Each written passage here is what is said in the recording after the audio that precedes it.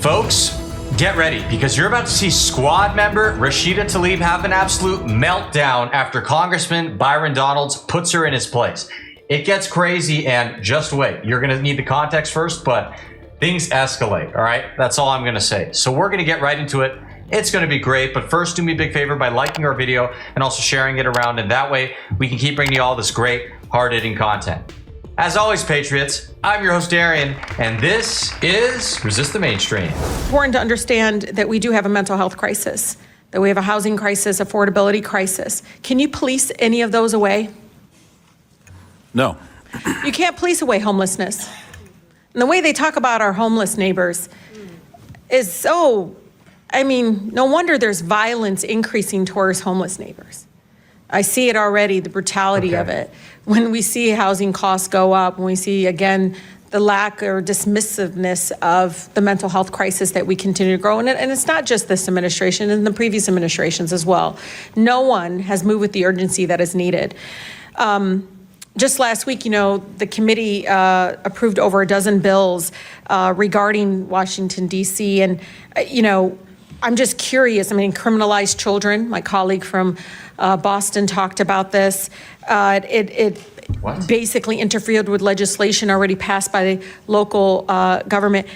Was anyone on this panel consulted? Any of you? Raise your hand if you were consulted on any of these bills. Yeah. We were not.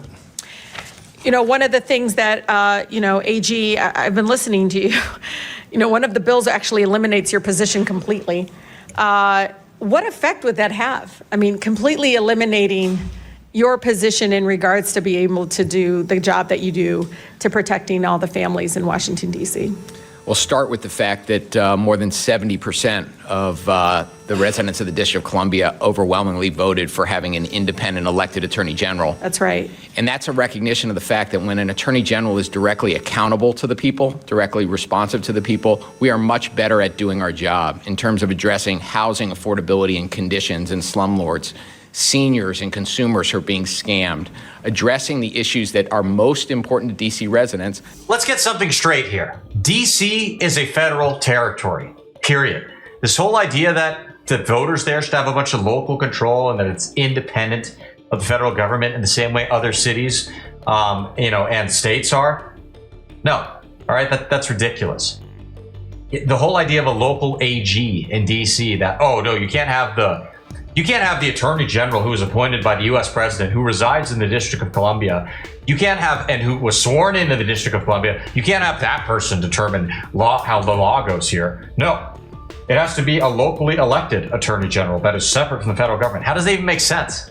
You're in a federal territory.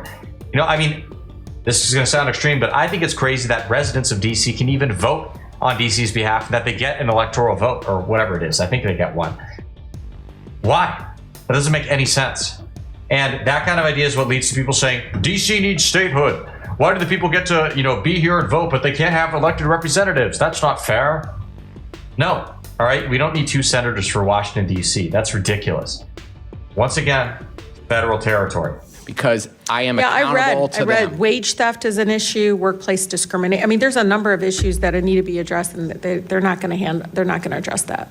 They want to paint you all as this ugly, dark, all just out in the street. The way, it's just unbelievable because they all live here. I don't see it.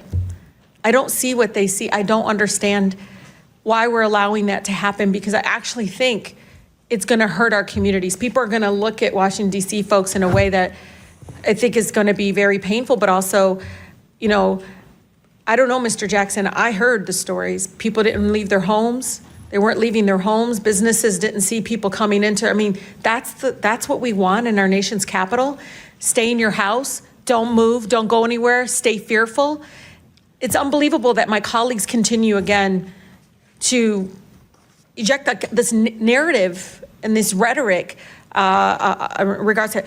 But I think it's important, Mr. Chair, just like in D.C., home rule was won out of Black freedom struggle in the fight for civil rights. We can't be passive right now. So nobody over there should take anything we say so personally, as if we're attacking them. No, we're attacking a process. We're not attacking people here. And I think it's really important. We need to stand up against this fascist takeover. That's not a bad word. It's a fact.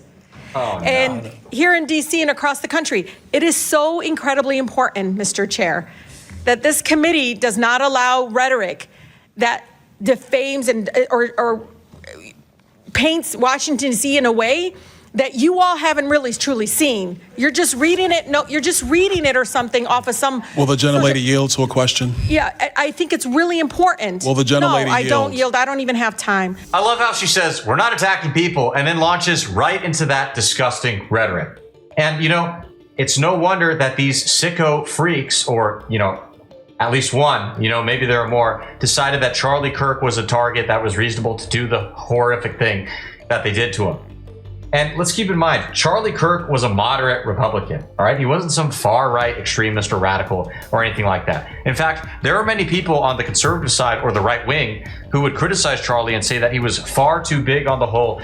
Let's include, LGBT, gays, minorities, that kind of thing, in his movement. All that to say, if Charlie Kirk is a fascist, which I'm sure Rashida Tlaib thinks, all of us are, okay? It doesn't end. And that is just sick that they invoke such rhetoric, even after they see the real life consequences that happens with that kind of thing. Remember, there was a bullet, one of the bullets that, it wasn't shot at Charlie Kirk, but what was engraved by the alleged shooter that said, "Hey, fascist, catch this bullet." Do not forget that. And now, let's witness the fireworks.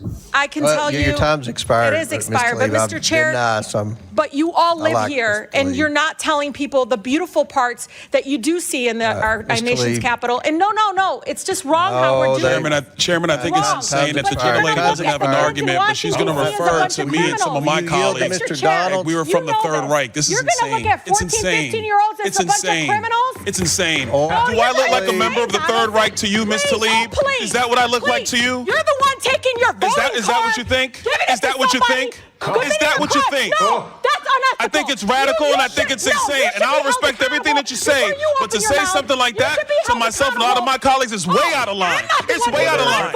It's way out of line. Regular order, Mr. Way out of line. Regular order. That's okay. But it's okay, right? That is not how it It's goes. okay, right? You hold yourself accountable before you talk about Hold Washington, myself D.C. accountable. Mr. Tlaib. Washington, D.C. Hold your own self accountable. How about Keep it out of that? your mouth. Hold your own I'm self trying, accountable. Mr. How about Bonet. that? Free D.C. and make sure you All right. vote with your own voting card. Don't be giving it to Ms. somebody else. Tlaib. All right, time. Chair recognizes Ms. Bobert from Colorado. Wait a minute, Ms. Bobert. All right. Wow. Tlaib is nuts. Did you notice how she started becoming a leftist protester on the end as if she's in the streets? Free DC. Free DC. Tlaib and the rest of the Democrat Party love so much to talk about mental health and how we don't do enough for our clinically insane and all that. I might have to agree. U.S. government, please, somebody do a welfare check on Rashida Tlaib because she has lost it. Remember what she said about Donald Trump? She's like, we need to impeach the motherfucker. Yeah, I said it. She thought she was so cool. That is not a mentally stable lady, guys, all right? Anyways, thank you guys for tuning in. We truly appreciate it. If you haven't already, please make sure to comment below. Let us know what you like about the video, what kind of stuff you want to see in the future, and hit that subscribe button. And that way, we'll make sure to see you again soon. And to those returning, thank you so much. We appreciate it. God bless.